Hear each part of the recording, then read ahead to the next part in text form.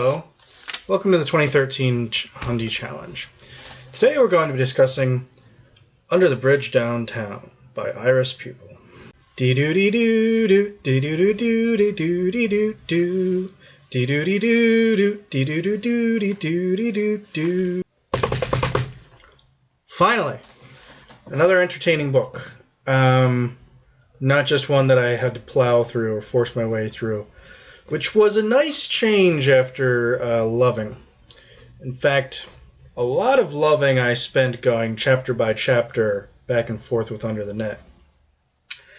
I think Under the Net is meant to be a lot more philosophical than it turns out to be.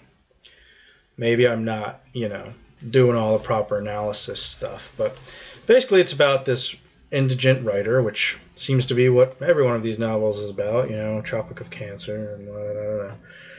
This indigent writer living in London, and he goes into one of these, there was a TV show about it called Testes, one of these programs where they inject you with stuff and then try different medicines and see if you can get better. So this guy, Jake Donahue, he goes into one of these programs. He meets a philosopher by inclination, millionaire by trade. He's like a fireworks, initially a artillery munitions, constructor, then later a fireworks constructor, named Hugo something. Escapes me. Hugo something. It's probably on the back of the book here. Hugo Bellfounder, and I never would have come up with that. So Jake meets Hugo, and they talk back and forth. They're sick, and Jake decides that Hugo is a genius, whose talents far exceed Socrates in every way, and, they have some of these kind of deep conversations, ultimately about how, words are meaningless, and we all kind of live under this great net, and that's where you get the title of the book from, la-di-da-di-da-di. So Jake does something which he considers transgressive, and because he's kind of this bad writer, and the only thing he's ever really done is translated these French novels into English, and that's how he kind of makes what little money he has. But he decides he's going to do something real transgressive and write a great philosophical novel about the conversations that he had with Hugo.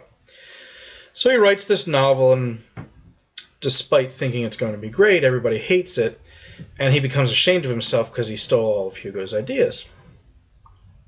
We come down the lane, and Jake's been avoiding Hugo for all this time, and we find out that he didn't need to, because what had actually happened was Hugo had discovered this book, recognized the conversations that they had been having, and suddenly he turns it around, and even though Jake thinks he's done something transgressive and he's stolen Hugo's ideas, when Hugo reads the book, he feels like his ideas were all wrong, and Jake has managed to fix them and, make a cogent philosophy out of it. As all this is going on, Jake and Hugo are kind of dealing with some issues with filmmakers and stuff, and it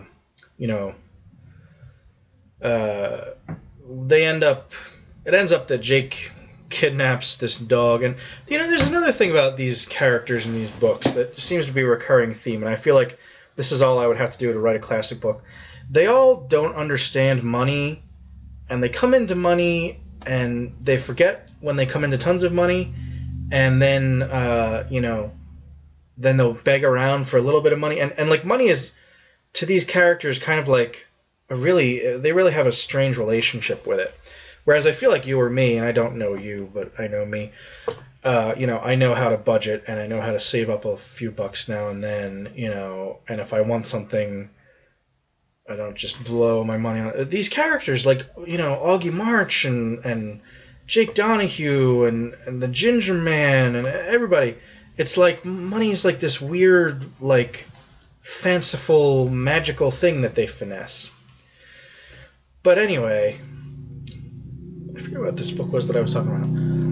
Oh, he decides he's going to kidnap this filmmaker's dog and ransom the dog back for money, because he forgot that he had won like $600 pounds, like whatever that is, thousands and thousands of dollars of with interest or with inflation at that time. But since he kidnapped the dog, the guy just cancels the check. And it's like, what kind of an idiot are you? Why did you go to all this trouble to kidnap the dog? Anyway, the whole thing was kind of like this amusing romp. And I was kind of worried because, honestly, you look at a book called Under the Net by Iris Murdoch, and you think it's going to be a pretty lame book. Like, To the Lighthouse by Virginia Woolf, like kind of an old-timey female author from that, era of England.